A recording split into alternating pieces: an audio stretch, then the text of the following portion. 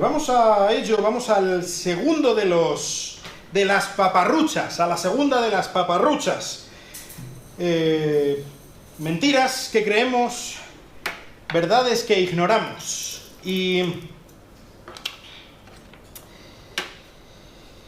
¿sabes una cosa? Dios me ama. Dios te ama. Dios me perdona. Dios me aprecia. Dios me abraza. Dios me da todas las cosas que yo quiero. Dios me da todo porque me lo merezco. Porque sabe cómo soy. Porque Dios es un Dios que ama a todo el mundo y no le importa tanto lo que hagamos o lo que dejemos de hacer. Sencillamente es un Dios que ama, que abraza a todo el mundo sin importar lo que hagamos, lo que pensemos, lo que sintamos. Dios es un Dios que ama a todos. Porque nos lo merecemos, ¿verdad? Porque nosotros somos el ojito derecho de Dios. ¿Cómo nos va Dios a hacer? ¿Cómo Dios va a hacer nada que sea que vaya a nuestra contra? Dios nos ama. Dios es nuestro Santa Claus, que nos abraza. Qué bonito, ¿verdad? El protagonista de mi relación con Dios soy yo. Dios me ha visto, Dios me da, Dios me perdona, Dios me ama. Paparruchas. Paparruchas. Además esta es de las más peligrosas, ¿sabes? Porque hay cosas de mentira mezclada con cosas de verdad. ¿Alguna vez habéis escuchado este tipo de evangelio? Este tipo de evangelio como lo tenemos aquí porque yo lo valgo. No tengo la melena para hacer así. El evangelio L'Oreal. ¿Alguna vez lo habéis escuchado? Dios me ama porque lo merezco. Dios me ama porque es que... ¿Qué otra cosa va a hacer Dios conmigo? Por favor, un hombre así tan bonito y tan achuchable como yo, ¿verdad? ¡Ay, hombre, por favor! ¿Qué otra cosa va a hacer Dios conmigo? ¿Alguna vez... bueno, antes de nada, que yo enseguida me caliento, hemos escuchado cuál es la mentira que creemos. Vamos a escuchar ahora cuál es la verdad que ignoramos, pero antes vamos a orar. Señor, te quiero dar muchas gracias por el glorioso evangelio de tu Hijo Jesucristo, Señor. Ayúdanos a entenderlo un poquito más hoy. Ayúdanos a entender un poquito más de nuestra situación delante de ti. Y ayúdanos a enfocarnos en lo importante, a que en el día de hoy, cuando salgamos por esa puerta, yo sea más pequeño, cada uno de mis hermanos aquí, cada una de las personas que están aquí, seamos más pequeños y tu Hijo Jesucristo sea más grande. Te lo pido en su glorioso nombre. Amén. ¿Alguna vez habéis oído esto, verdad? Dios odia el pecado, pero ama al pecador. ¿Lo habéis oído alguna vez? Si no, es una cosa muy famosa. Dios odia el pecado, pero ama al pecador. Ahora, ¿qué os parecería si yo os dijera otra? Dios odia el pecado, luego, por lo tanto, como consecuencia, odia al pecador. Espera, no te levantes, espérate. Que acabo de... ¿Lo he dicho yo mal? ¿Lo habéis entendido vosotros mal? Espera, lo voy a poner ahí para que lo leamos. Dios odia el pecado. Luego, odia al pecador. ¿Sabéis? En la iglesia en la que estaba antes de venir aquí a esta iglesia, un día, no sé exactamente de qué estaba hablando, pero algo hablé de que Dios odia el pecado en alguna de sus facetas o alguna cosa. Y recuerdo que hubo una familia que dejó de venir a la iglesia ese día. Y un día yo hablando con el hombre, el padre de familia, él me dijo que él no podía aceptar que Dios odiara. Porque Dios ama y Dios no odia. De donde yo soy, en Béjar, hay muchas vacas. Sobre todo en los pueblos alrededor. Y las vacas son bastante mansas, no hay ningún problema con ellas. Excepto cuando crían. Cuando hay un ternero, una vaca es una fiera. Ten cuidado, no te acerques. ¿Sabes por qué? Porque el amor odia. ¿Entiendes? El amor odia. El amor odia todo aquello que vaya a atentar contra lo que amas. ¿Entiendes? Dios odia el pecado, luego odia al pecador. Esto no es una cosa que yo me haya inventado. Dice Levítico, capítulo 20, versículo 23. Hablando Dios, porque ellos hicieron todas estas cosas, yo los aborrecí. ¿Dios dice esto? ¿Que Dios odia a alguien? ¡Ay, por favor! Salmo 5:5, aborreces a todos los que hacen iniquidad. Salmo 7:1, Dios es un juez justo y un Dios que se indigna cada día contra el impío. Salmo 11:5, el Señor prueba al justo y al impío y su alma aborrece al que ama la violencia, lo odia. Proverbios 11:20, los de corazón perverso son abominación al Señor. Los de corazón perverso producen arcadas a Dios. No los puede aguantar. Romanos 1, 18, porque la ira de Dios se revela desde el cielo contra toda impiedad e injusticia de los hombres que con injusticia restringen la verdad. Apocalipsis 21:8, pero los cobardes, incrédulos, idólatras, asesinos, inmorales, hechiceros y todos los mentirosos tendrán su herencia en el lago que arde con fuego y azufre, que es la muerte segunda. Sí. Lo siento, puede ser que nunca lo hubieras oído, pero Dios odia al pecador.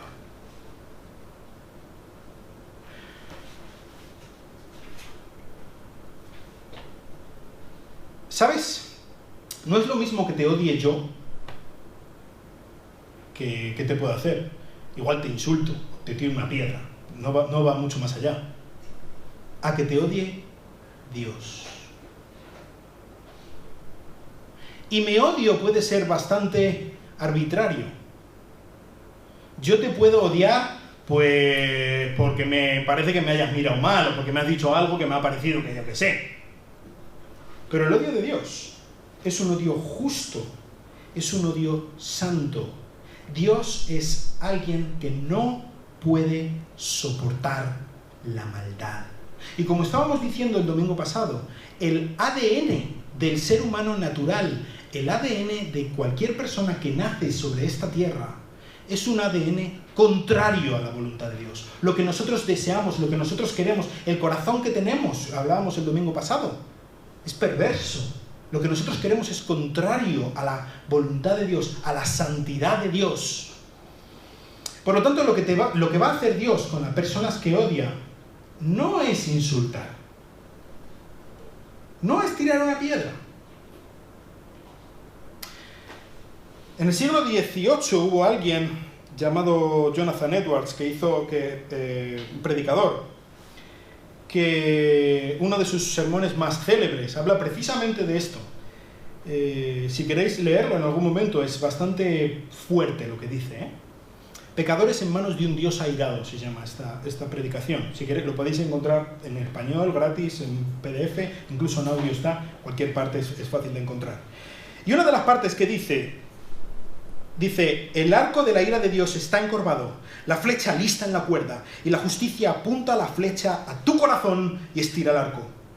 No es otra cosa sino la mera determinación de Dios, y un Dios airado, un Dios enfadado, un Dios encolerizado, sin haber hecho ninguna promesa o tener ninguna obligación que evita que la flecha se embriague con tu sangre.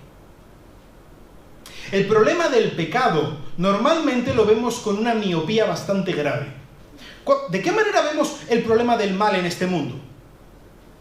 O la ven, que te preguntan a veces, ¿no? ¿Cómo puede ser que un Dios bueno permita el mal en el mundo? ¿No? ¿Cómo puede ser que tu Dios permita lo que está pasando en Ucrania? ¿Cómo puede ser? ¿Cómo puede ser que haya niños muriendo de hambre en el Cuerno de África? ¿Cómo puede ser que esta persona haya matado al otro, que peguen a los niños o que hagan yo que sé qué cosa? ¿Cómo puede ser que haya tanta maldad en el mundo y que Dios no haga nada?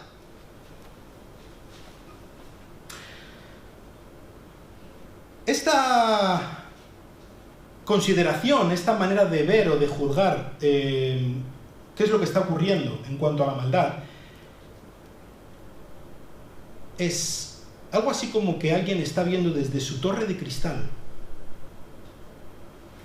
Una persona muy sabia que ve desde su torre de cristal lo que está ocurriendo en el mundo y dice, uy, esto está mal, y esto está mal, y esto está mal. Desde luego no tiene nada que ver conmigo. ¿Sabes cuál es?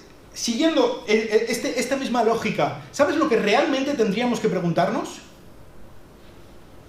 ¿Cómo puede ser que un Dios santo, que un Dios justo, cómo puede ser que un Dios como el Dios que vemos en la Biblia, 3 veces santo, que no de ninguna manera va a tener por inocente al culpable, cómo puede ser que aún no me haya borrado de la faz de la tierra? Nos encanta ver el mal ahí fuera, ¿verdad? ¿Y cómo puede ser que Dios permita esto? ¿Y cómo puede ser que Dios permita lo otro? Cuando realmente deberíamos preguntarnos, ¿por qué Dios no me ha fulminado anoche mientras dormía y he podido ver un día más de la luz del sol? ¿Por qué Dios permite que el aire que Él me da para poder respirar, para llenar mis pulmones, para poderle adorar, que es precisamente para eso, para lo que Él me ha creado, yo lo esté usando para poder adorar a la creación y seguir a otras cosas y poner cualquier cosa por encima de Dios? ¿Cómo puede ser que Él me haya dado una naturaleza preciosa para que yo la disfrute mientras que adoro al Dios que la ha creado y que yo esté usando todos los recursos y el tiempo que Él me ha dado para ir en contra de Dios y hacer lo que a mí me dé la real gana porque aquí el Dios soy yo y aún no me haya fulminado? ¿Cómo es eso posible? ¿Por qué Dios no me ha fulminado todavía? Esa es realmente la pregunta que deberíamos hacernos, ¿eh? Y no por qué Dios permite el hambre en África. Eso es estar viendo lo que pasa por ahí fuera sin darme cuenta de cuál es la realidad auténtica en mi corazón. Porque pensamos que realmente el problema está por ahí fuera, cuando realmente el problema está aquí dentro.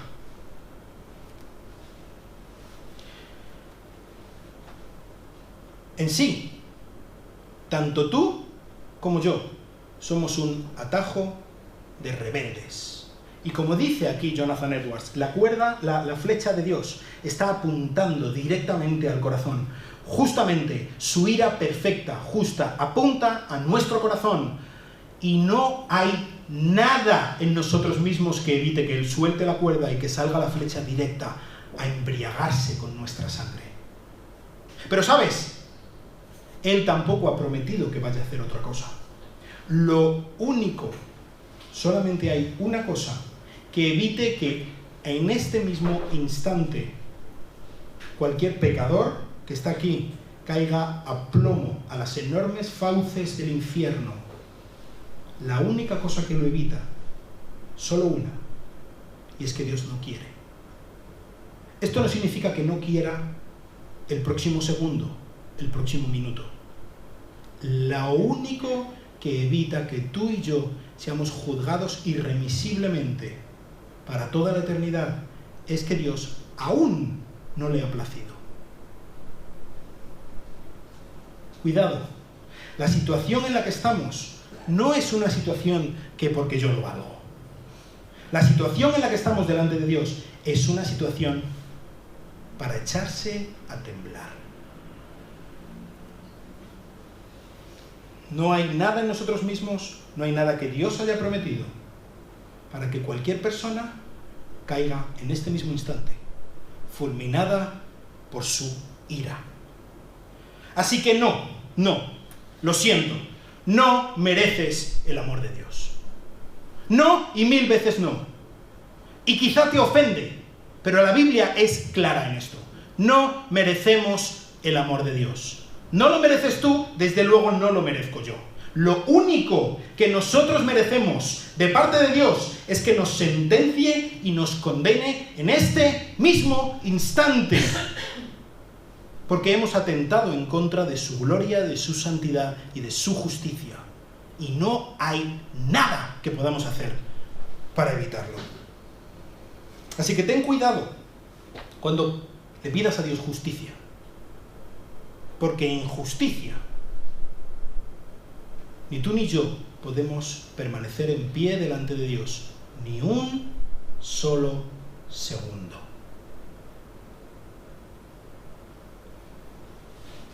Otro pedacito de esta predicación dice: esto que has escuchado es el caso de cada persona sin Cristo.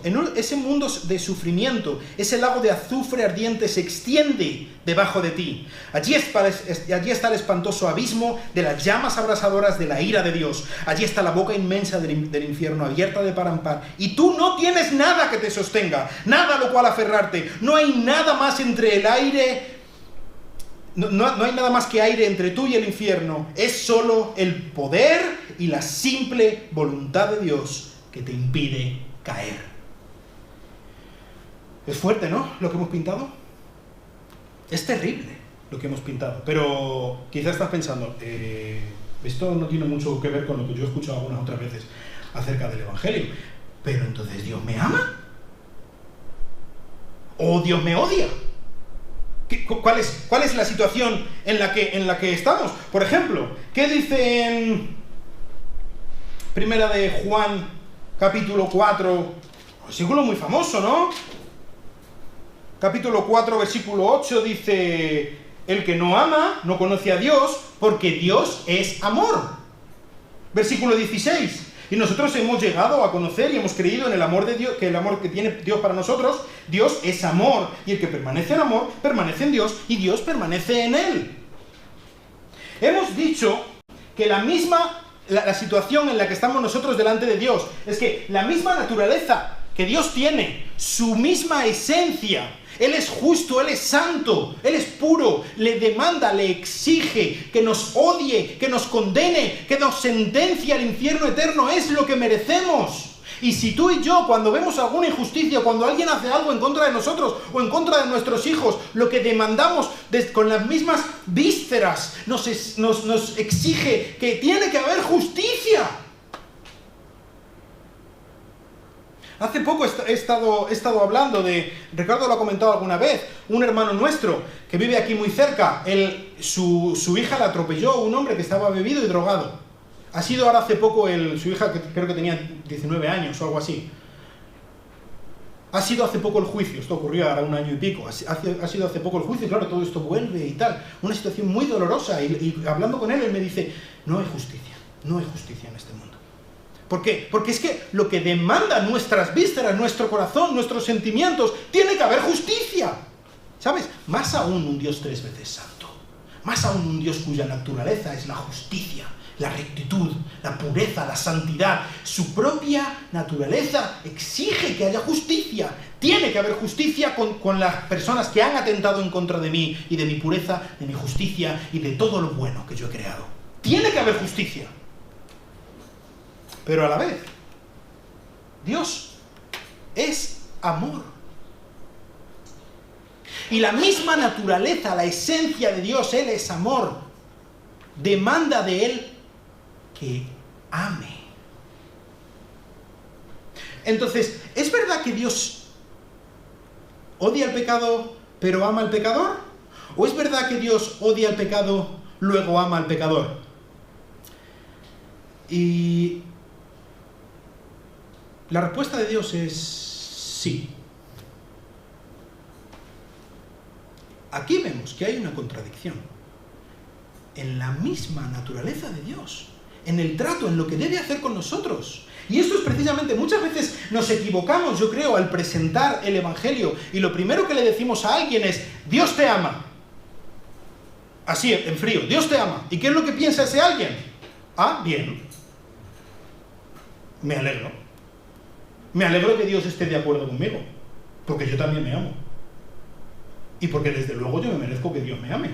Así que, niquelao, estamos todos bien. Me alegro de conocerte. Venga, buenas noches. ¿Sabes cómo presenta en el gran tratado acerca del Evangelio y de qué es lo que significa el Evangelio que hizo Pablo en el libro de los Romanos? ¿Cómo empieza Pablo? Hemos leído uno de los versículos, sencillamente en el capítulo 1, pero vemos en los primeros tres versículos cómo presenta Pablo al principio, cómo habla acerca del Evangelio, qué es lo que ha ocurrido. Lo primero que Pablo dice: señores, estamos en un problema, Estamos en un problema de los gordos.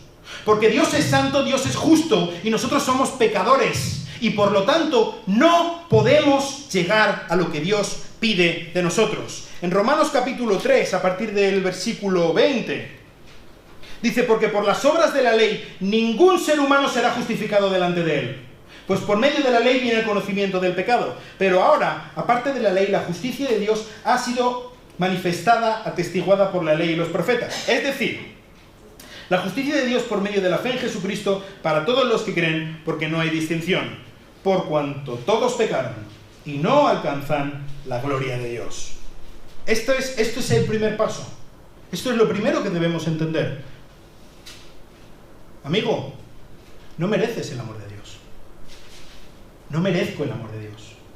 Estamos en una situación terrible delante de un Dios airado, delante de un Dios encolerizado, enfadado hasta la náusea. Y no hay absolutamente nada. No hay religión que te salve. No hay código de conducta. No hay manera de vivir piadosa. No hay rezo. No existe un hombre al que seguir y que te puedas llevar al cielo. Y que puedas llegar a conquistar el cielo. Alcanzar el cielo por asalto y llegar allí y decirle a Dios: aquí estoy yo. No hay absolutamente nada que podamos hacer para sortear esta situación terrible en la que nos encontramos.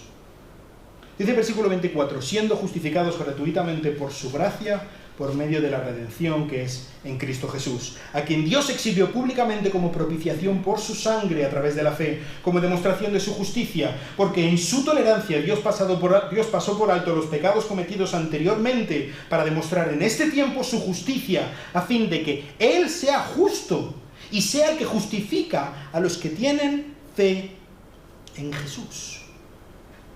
Esta contradicción que existía entre que Dios, su naturaleza demanda que nos condene y su naturaleza demanda que nos ame, fue resuelta con Cristo. Fue Cristo el que resolvió esta contradicción. Dice en Romanos capítulo 5, versículo 6 hasta el 9, dice: porque mientras aún éramos débiles, a su tiempo Cristo murió por los impíos. Porque a duras penas habrá alguien que muera por un justo, aunque tal vez alguno se atreva a morir por el bueno. Pero Dios demuestra su amor para con nosotros en que, siendo aún pecadores, Cristo murió por nosotros. Primera de Juan 4:10, en esto consiste el amor, no en que nosotros hayamos amado a Dios, sino en que Él nos amó a nosotros y envió a su Hijo como propiciación por nuestros pecados. Muchas veces vemos la cruz de Cristo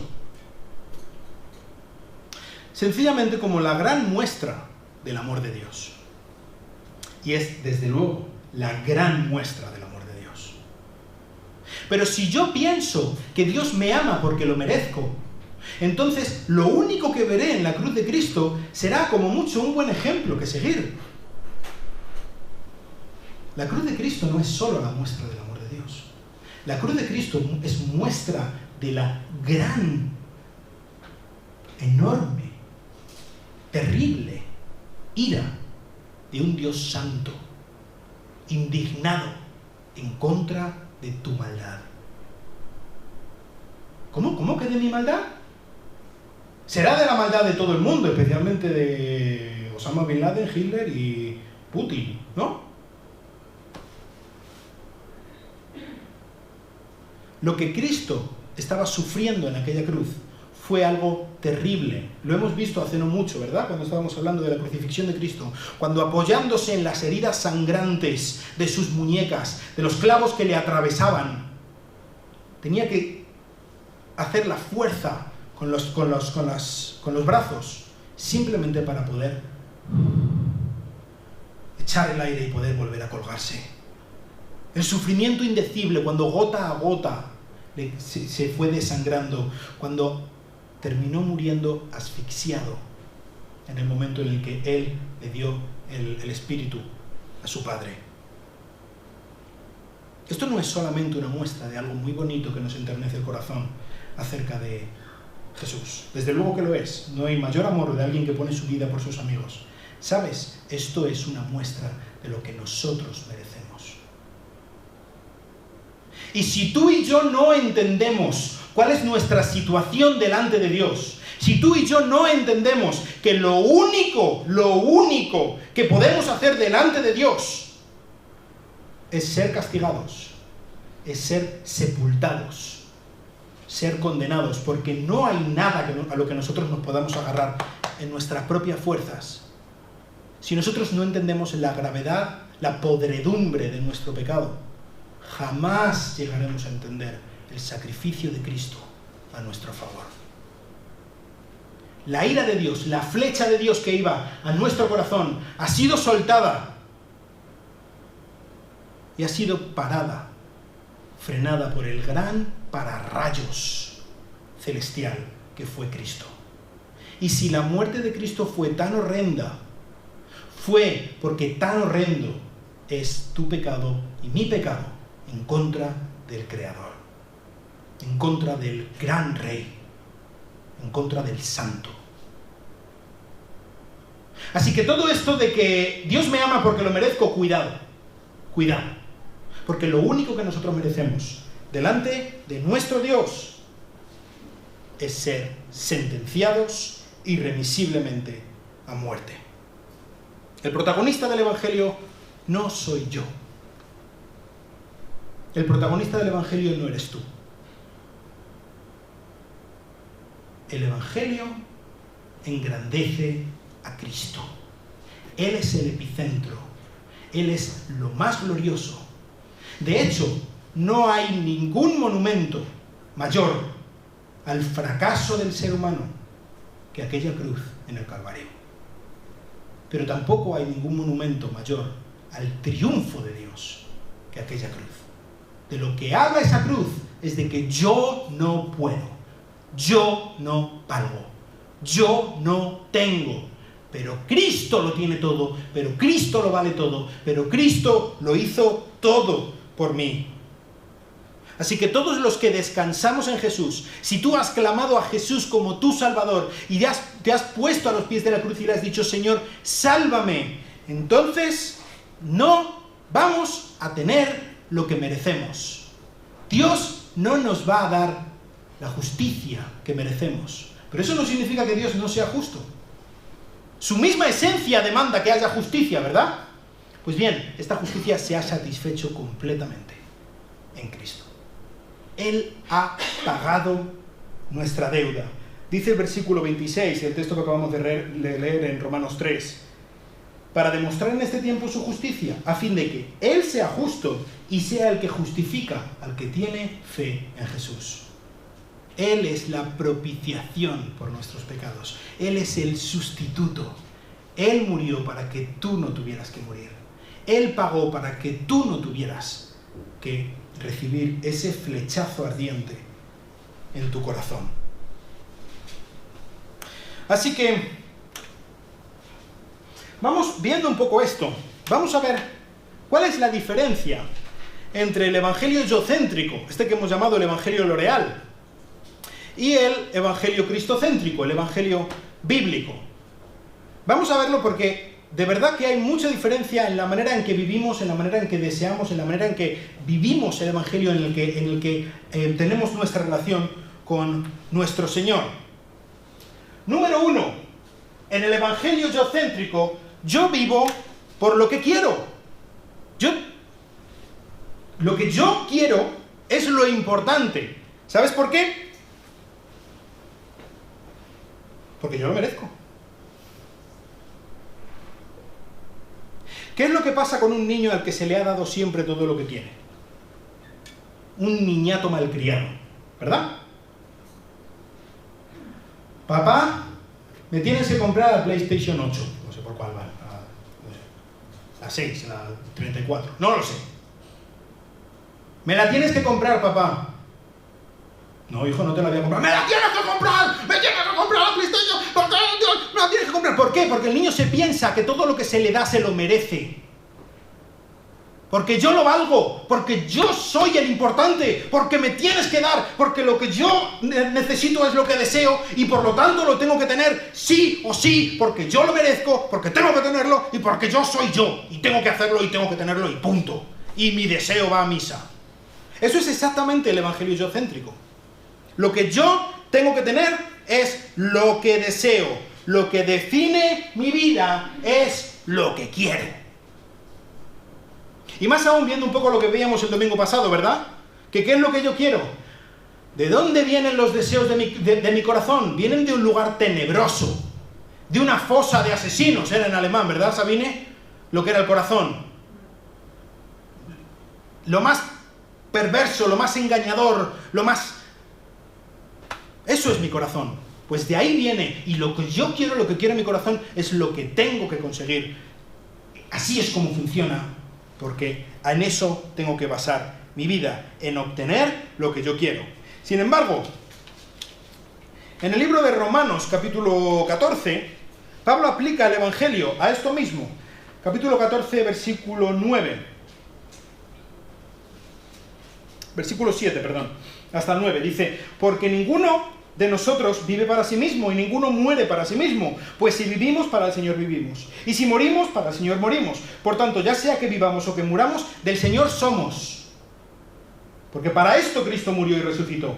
Para ser Señor tanto de los muertos como de los vivos. Si yo lo único que merezco es la muerte, y yo ya he sido condenado a muerte, pero Cristo ha muerto en mi lugar, entonces yo ahora le pertenezco a Él que ha muerto en mi lugar. Mi vida le pertenece. Yo soy suyo. Yo no vivo por lo que me dicte las tonterías de mi corazón. Yo vivo por lo que dicte la voluntad de mi Señor, que ha pagado con su propia sangre para que yo viva. ¿Entiendes? Si yo entiendo que yo no merezco nada por mí mismo, si yo entiendo que yo lo único que puedo hacer delante de mi Dios es suplicarle misericordia sin nada a lo que agarrarme en mí mismo, entonces yo entiendo que dependo de Él y que lo que mejor puedo hacer es rendirme a su voluntad. ¿Qué es el problema del Evangelio de lo real? Mis problemas, mis deseos, lo que yo quiero. ¿Y por qué yo vengo a la iglesia? ¿Y por qué yo leo la Biblia? ¿Y por qué yo hago con que oro? ¿Por qué? Pues mira, yo tengo una carta a los Reyes Magos en la que yo quiero que mi mujer me respete y me hable como yo quiero. Que mis hijos me obedezcan. Que me toque el euromillón. Que mi jefe me trate bien. Que mi suegra se vaya lejos. Que no sé qué, no sé cuántos. ¿No? Y lo que yo espero es venir aquí a la iglesia, ponerlo aquí y decirle a Dios, firma ahí abajo. Eso es el Evangelio. Ese es el Evangelio de lo real. Porque si yo lo merezco, si yo merezco el amor de Dios, si yo merezco el favor de Dios, entonces lo importante es lo que yo quiera. Yo soy el importante en el Evangelio. Así que venga Dios, suelta la billetera. Suelta la billetera que me voy de fiesta. Porque lo importante aquí soy yo. Y lo que tienes que hacer es firmarme. Firmarme debajo de mi carta a los Reyes Magos. Eso es lo que tú tienes que hacer, Dios. Pero sin embargo, si lo que yo entiendo es que yo no merezco nada delante de Dios, si lo que yo entiendo es que lo que Él me ha dado, me lo ha dado por pura misericordia, por amor, el amor más puro, que no había nada que amar en mí, y sin embargo Él me ha amado porque Él es amor. Es su misma naturaleza y no lo que ha visto en mí, lo que le ha hecho amarme. Entonces, puedo entender que mi problema no es que yo tenga deseos que Dios no ha satisfecho. Es que mi problema es que yo soy un pecador y merezco la ira de Dios. Ese es mi problema. Y todo el resto de las cosas.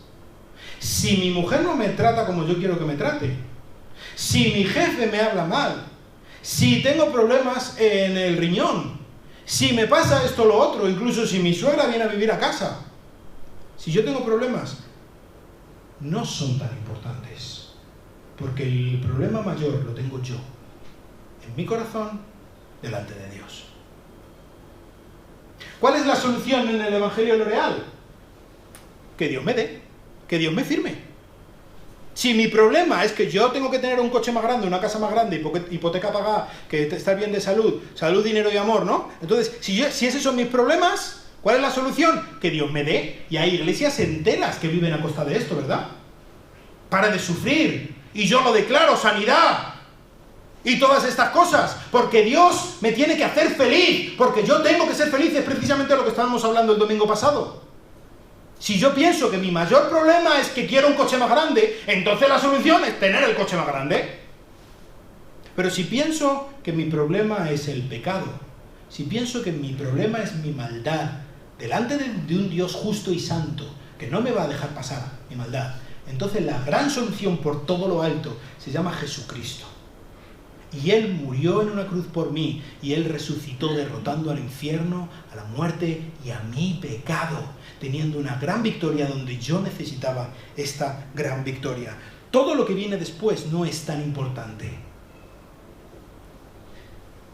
No sé si sabéis hay un libro, hace unos años se hizo bastante famoso, se llama El Secreto, de una tal, creo que australiana, Rhonda Byrne, o algo así.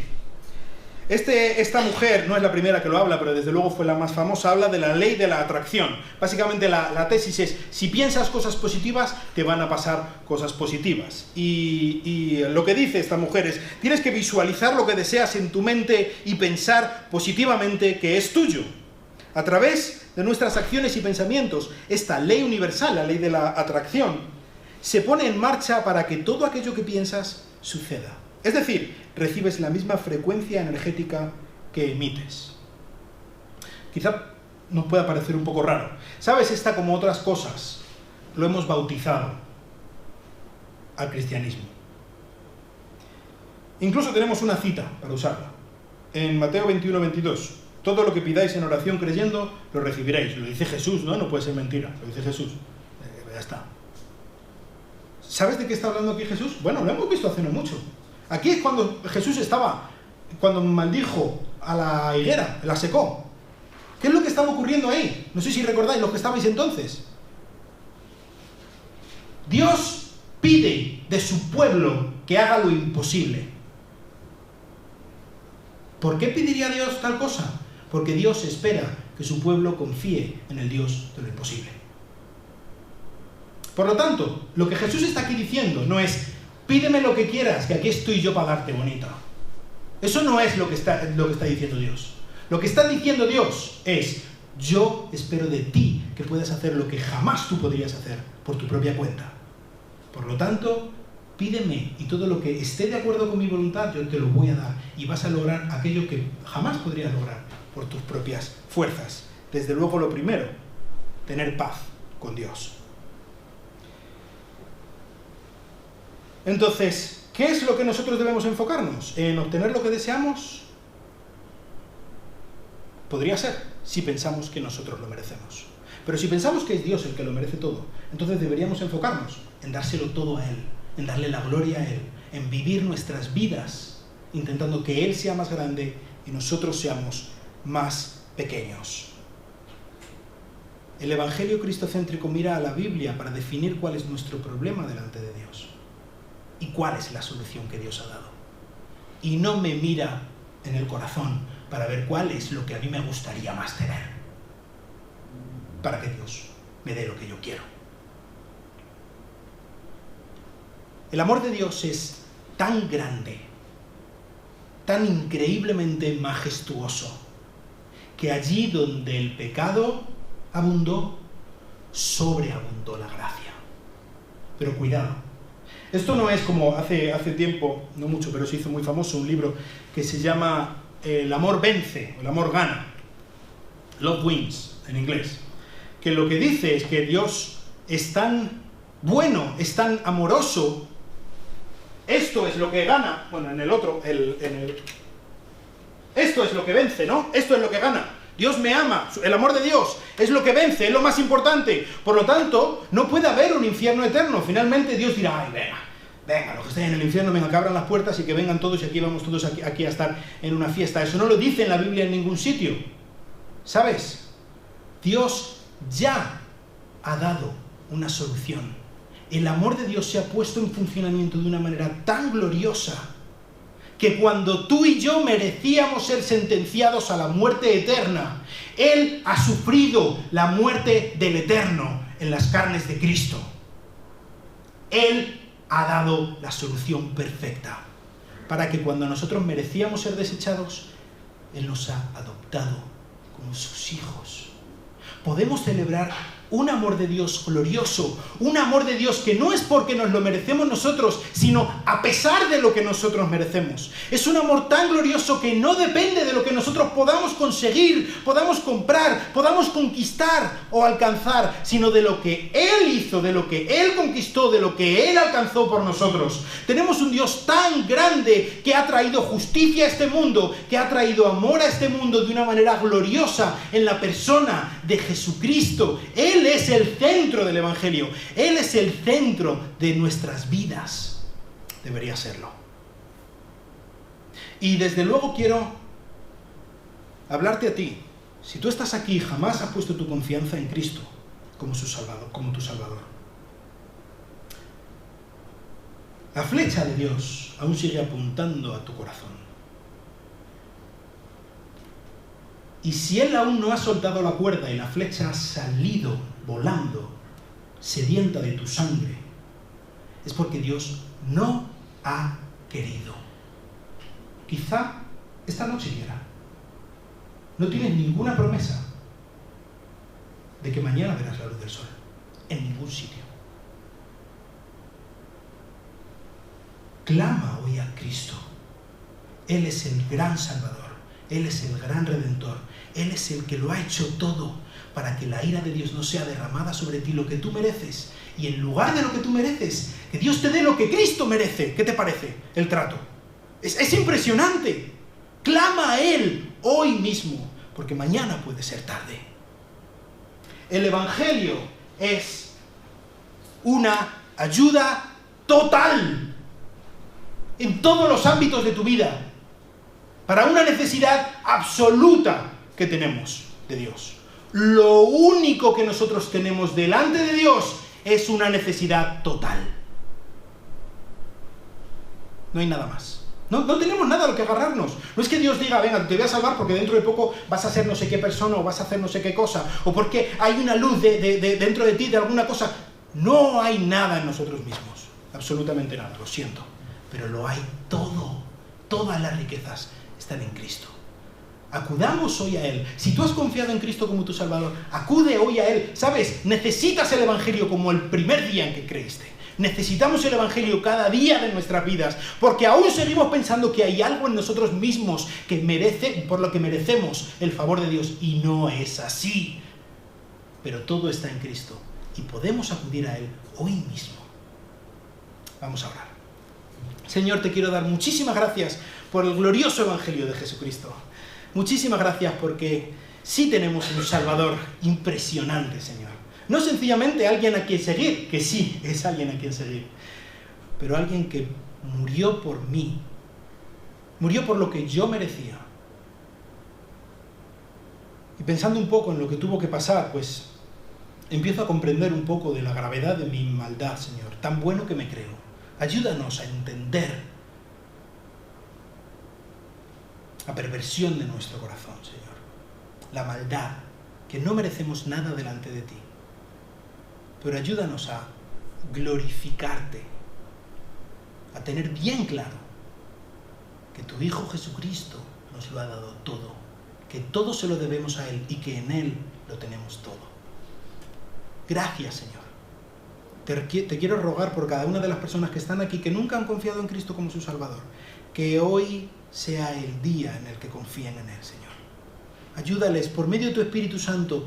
Rompe sus barreras, sus fortalezas, sus murallas, Señor, y que puedan entender que te necesitan y clamen a Cristo diciendo, sálvame, Señor, porque necesitamos un Salvador como tu perfecto Hijo. Y es en su nombre que te lo pedimos. Amén. Que Dios os bendiga.